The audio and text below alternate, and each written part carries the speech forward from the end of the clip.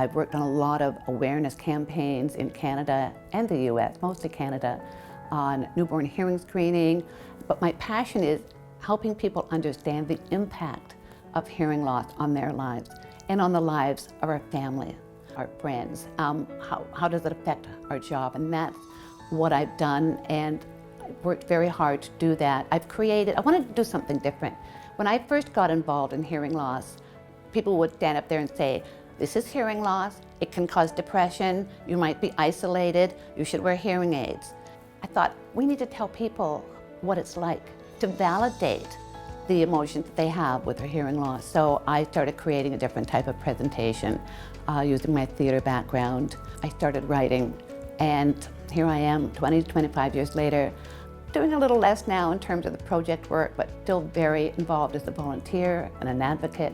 Speaking engagements when and where I'm invited, and writing, which is my passion. So I write about hearing loss. I've written a book, I read a weekly blog, and that keeps me occupied.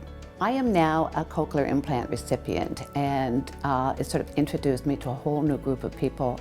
But still, cochlear implant recipients are still people with hearing loss. They're still people who are deaf.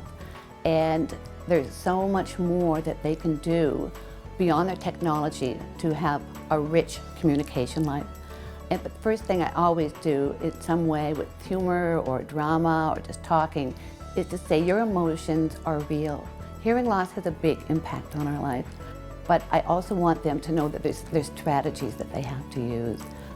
If you just slap a hearing aid or a sound processor on someone, they're going to hear, but how does that affect their communication? Do they have the assertiveness skills to say to someone, I'm not following what you're saying, could you speak up? And these are things that we still need to do. We still need to understand that people don't look at us and say, oh, well, you're hard of hearing, I guess I should speak up, face you, not have spinach in my teeth, that sort of thing. They don't. We have to tell them. And that's what I like to help give people some courage to say those things and to have a better life with hearing loss, especially with their loved ones and their friends and at work.